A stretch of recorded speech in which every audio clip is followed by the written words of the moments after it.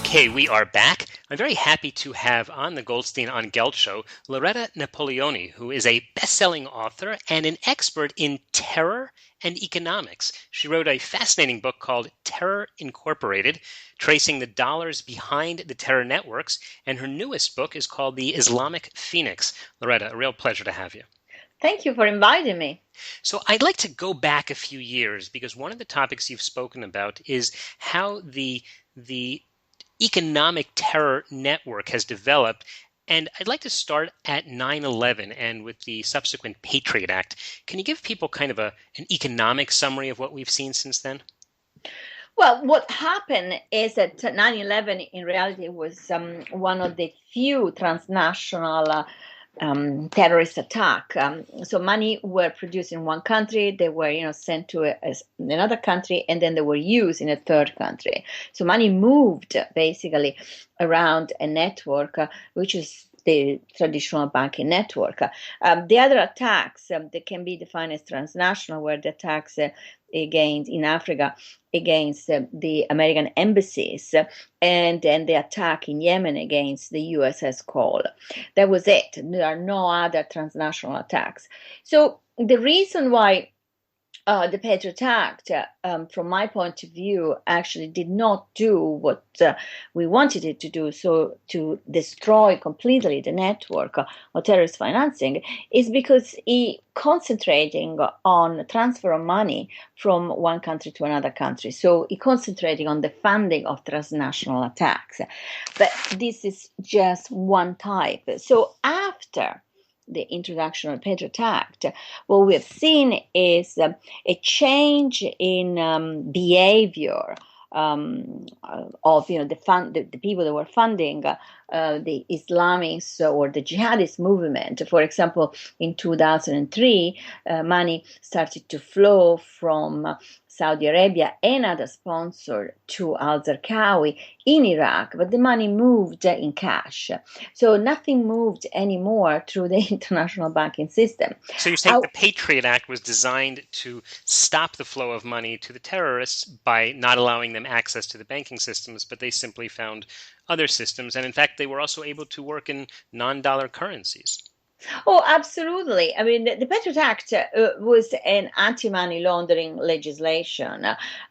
So what happened is that, most of the people moved out of the dollar. I mean, this is not only a sponsor of terrorists, but also normal people, and move into the euro. So in a globalized economy, you can't do something like that, because in a globalized economy, if you introduce a legislation in one country, even if this country is the country that has the reserve currency of the world, the impact is going to be very limited, because you have many other currencies.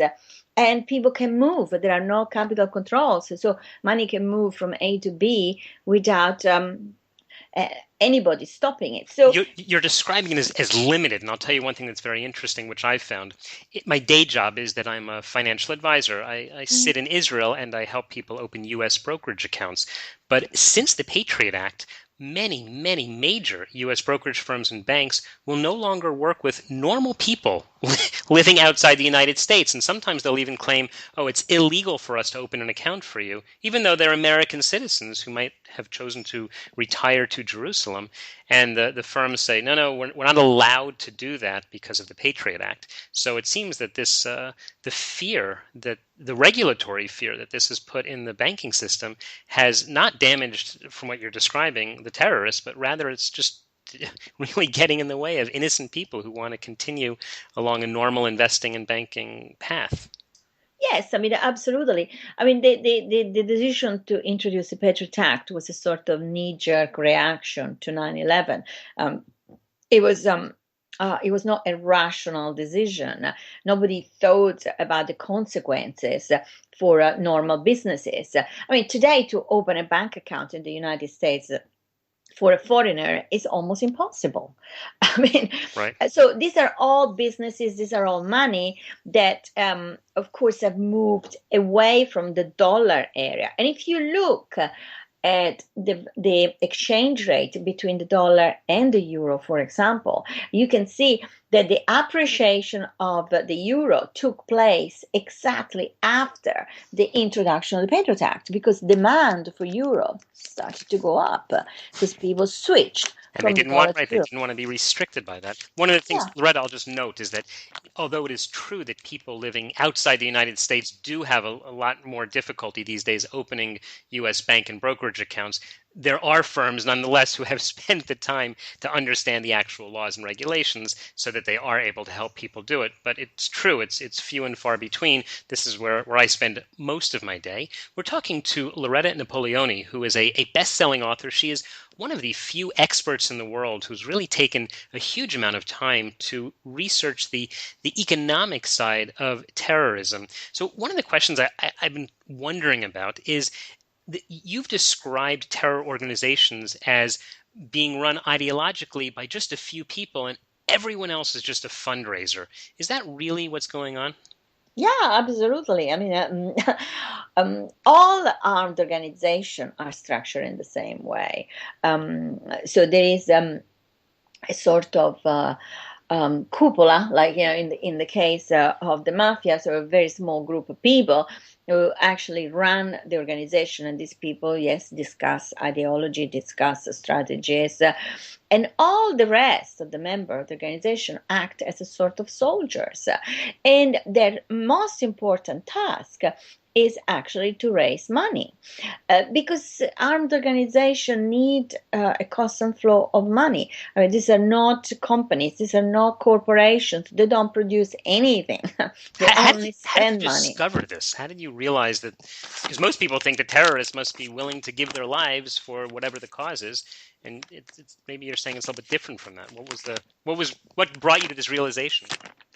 Well, I interviewed the Red Brigades in 1993 after they declared the end of the armed struggle, and many other, of course, members of terrorist organization. But it was while I was talking to one of the leaders of the Red Brigades. In fact, he's the guy, Mario Moretti is his name, that shot Aldo Moro, the former Italian prime minister, in 1978. And while I was talking to him, I had the feeling that I was not talking to a terrorist. I was talking to a banker, you know. I mean, the guy was amazing. He was, or a manager of a big corporation, because he was describing me, you know, how they were raising money, he was describing me how they were administering the money. So all of a sudden, I realized that there is another side to terrorism than politics and ideology, and this is economics. And this is when I started digging more and more about how they raise money, and they were all very happy. Even, you know, the jihadists are very happy to talk about finance. They're very happy to talk about how they produce money for the organization. Well, they're all very timid to discuss ideology or even religion, because this is the job of the bosses. This is the job of, you know, the top of the pyramid of the organization. Wow. So it's interesting that it's just a few people, it would seem, who make the decisions, but the thousands or tens of thousands or hundreds of thousands who may be following a little more blindly. In your studies of the Islamic State, how have you seen that they, as a unit or as a political or economic force, have in fact affected the world's economy? Well, they are very clever. I think, you know, they are introducing a new model, and I think this is going to be the model of the 21st century, because they are actively engaged in nation building, something that none of the other organizations before really did. Actively engaged means that they know what is required to successfully carry out this task. And one of the most important things, of course, is the division between the military wing of the organization and the administrative and bureaucratic wing of the organization, something that no other armed organization had before. This division inside the Islamic State is very important, because the local population deals with the administrative and bureaucratic body of the Islamic State, not with soldiers. So they feel more relaxed. But also, the other thing that they've done is to enter joint venture with the local population through the tribal leaders in order to exploit the local resources. So they have actually mixed completely their economy, which is of course a war economy, with the economy of the population, which is trapped inside the Islamic State. So they live a sort of symbiotic kind of relationship. Well, that's almost like any other country. There's the military and then the people, the citizens who are paying tax. If you had to give advice, let's say, to the heads of in Europe or in the United States about how they could cut off the financing from the terrorists, what would you suggest? It's impossible. I mean, it's impossible because the finances of the Islamic State are the finances of the population living inside the Islamic State, the territory they control. So there is no movement of funds in and out.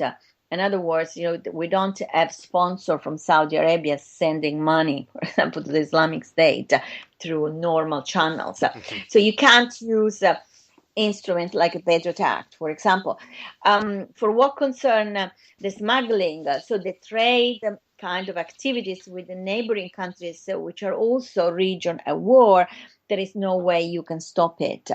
So really, apart from outward war, whereby you send troops and conquer that territory, there's no way you're going to stop finance. Wow. Well, that's a really optimistic way to finish up our interview. Loretta, we're just about out of time. I was hoping for something that would be positive, but tell me positively, how can people keep track of you, get your books, follow the research that you're doing? Well, they can go on my web, which is Loretta Napoleoni .net, and all the informations are there. And they also can send me an email and see what I'm doing. Okay, we will put a link to that at the show notes of today's show at Goldstein on Gelt, and we'll also put links to the books you've written so people can pick them up at Amazon.com. Loretta, thanks so much for your time. Thank you. You've been listening to the Goldstein on Gelt Show with money maven Doug Goldstein. Doug's weekly radio show is heard around the world. If you miss it, you can download the podcast at www.goldsteinongelt.com. The Goldstein on Gelt Show gives you up-to-date financial ideas so you can get on the path to financial freedom. If you'd like your questions answered on the air or off, send Doug an email to doug@profile-financial.com. It's your money for your future, so join Doug every week to build your wealth on the Goldstein on Gelt Show.